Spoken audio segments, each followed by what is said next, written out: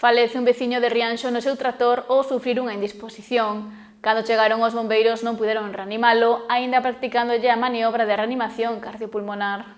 Os bombeiros do Parque Provincial de Boiro atenderon onte unha emerxencia logo de recibir unha chamada preto das 6 da tarde alertando dun tractor accidentado na parroquia rianxeira de Meiquiz. Aínda que os operarios chegaron ao lugar esperando un vehículo accidentado, a realidade non era esa. O condutor sufrira unha indisposición e estaba en parada cardiorrespiratoria.